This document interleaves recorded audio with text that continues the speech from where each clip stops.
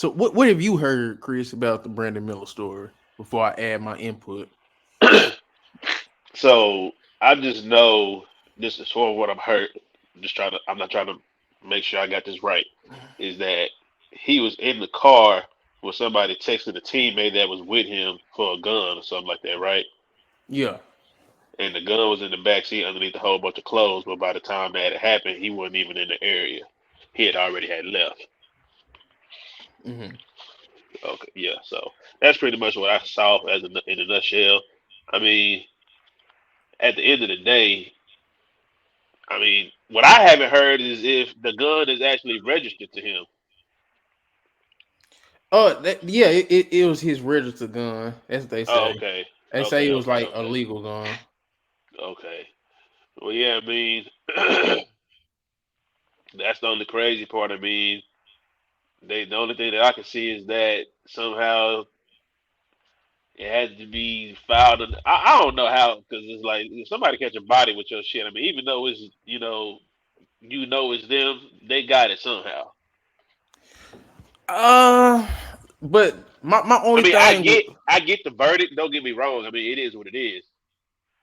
I mean, Shay, hey, I mean that's. I mean, I ain't really looked that deep into it, but I mean, I don't even want to get into the politics and the legal side of it. But if we go uh, like as far as his play or just as far as how he bounced back, I mean, I know some people kind of hated the fact that he played, but I'm kind of glad he did, and I'm glad he did it, and I'm glad he did what he did, because bro, like what, that really shows how tough somebody's mental is to go through something like that and still perform that way. see, okay, from my perspective, Chris, because you know me, I'm a college and a high school basketball watcher, so I be watching these dudes since they be like 15, bro. Like I'm watching Carlos Boozer's son right now. He 15 years old. He terrorizing high school basketball.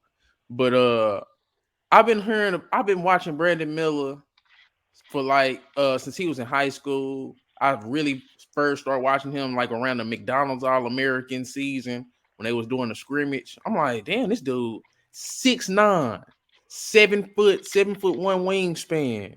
He's a real wing. He kind of in the same mode as a Brandon Ingram. He's in the same mode as a Paul George.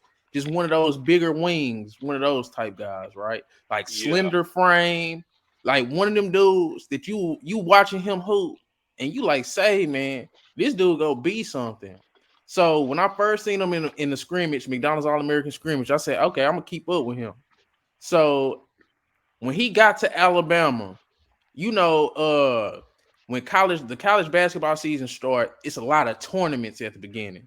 Like like let's say Alabama, they play across to the Big East. Like they in the SEC, but like they'll play some Big East teams in a tournament. They'll play some ACC teams. They'll do woo woo. And I'm watching for Brandon Miller because I'm looking at Alabama. I'm looking at their roster, looking who they bringing back, who they added, and I'm like, hey, this Alabama team gonna be good. They was coming in ranked number 15 or something like that. Now they rank number one. They rank number two. So when I see that, and then I see his level of play. He established his dominance. He's clearly the best player on Alabama, and he's a two-way. It's like he literally has no flaws in his game. So that's really the main reason why everybody's watching him. This is one of the hallmark draft classes.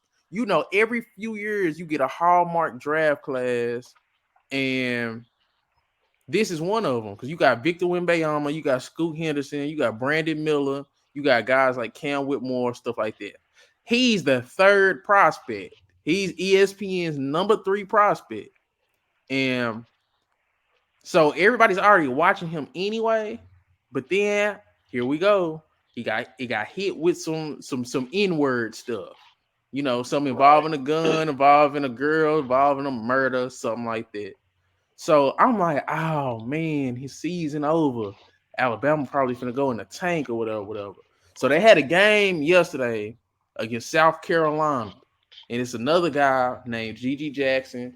He another top 15 prospect at Brandon Miller's position.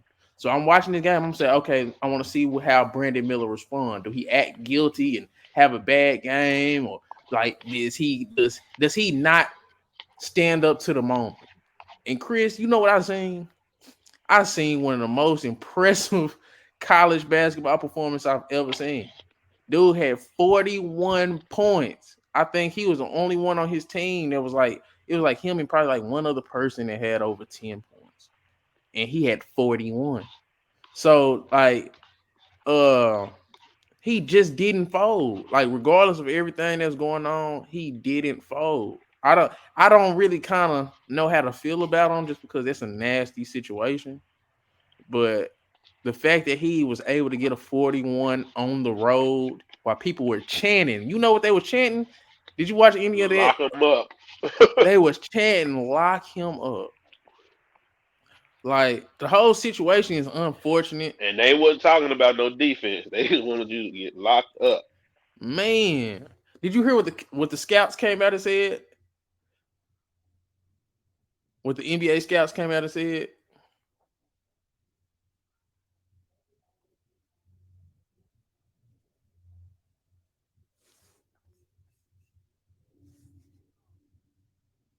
You hear me? Can you hear me? Yeah, I hear you now. Oh my But you hear bad, what? my shit was acting janky. But what'd you say? Did you hear what the NBA scouts came out and said? No, I didn't. They said, man, if he's cleared, this do not affect his draft stock. And it shouldn't. They said it do It, not affect his draft stock.